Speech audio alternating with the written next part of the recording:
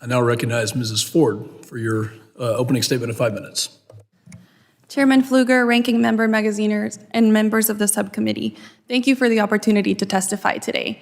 My name is Melissa Ford Maldonado, and I'm a policy director at the Texas Public Policy Foundation, a nonprofit and nonpartisan research institute. We're based in Austin, Texas, but I'm originally from Bolivia.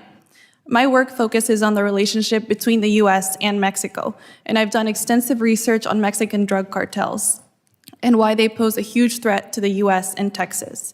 What I've learned is that cartels have complete control over the southern side of the border that the US recently labeled the deadliest the border that the UN recently labeled the deadliest land crossing in the world. There are record numbers of people dying while attempting to cross in the worst conditions possible, and this is all being orchestrated by cartels. People who've lived and worked on the border for decades are saying that they've never seen tragedies of this magnitude. Officials in Eagle Pass are having to keep a refrigerated truck to hold the bodies of migrants that are drowning in the Rio Grande. And across the river in Piedras Negras, families often report seeing bodies floating under the bridge. Less than a year ago, a trailer with over 60 migrants locked inside was abandoned by a smuggler near San Antonio, and 53 of them died after being left in the heat. To cartels, these human beings are just commodities to be exploited and discarded. That's what cartels do. They prey on the vulnerable. Workers that aid migrants at the border estimate that most females encounter some sort of sexual assault on their way to the US. And they're also telling us that there's been a significant rise of sex trafficking cases involving children. But cartels won't stop. They're richer and they are bolder than ever, and they will continue to take advantage of our weak border to extend their operations into the US. The effect on Texans is just as heartbreaking. We've spoken to ranchers and homeowners who no longer feel safe in their homes, who can't walk around their property unarmed or let their children play outside because they've encountered armed smugglers on their land, breaking in, stealing, destroying their property, and many have had to move away because of this.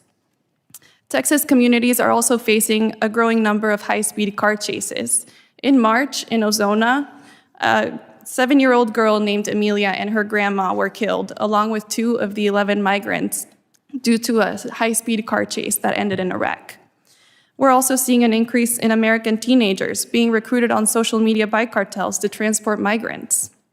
We saw it with a 15-year-old in Mission, then a 12-year-old and a 15-year-old in San Antonio, and then with a 15-year-old in El Paso as well. And DPS there in El Paso, when we were there a few weeks ago, told us that this is a daily occurrence for them, and sometimes they see multiple of these high-speed car chases in just one day. And another problem we're having is these officers are increasingly assaulted. 248 Border Patrol agents have been assaulted just this fiscal year. This is all having a huge impact in the quality of life of communities in Texas, but it's not just a Texas problem. Our entire country is feeling the effects of the deadliest drug crisis in history. Texas alone has seized 418 million lethal doses of fentanyl since 2021. To put that into perspective, that's enough to kill every man, woman, and child in America.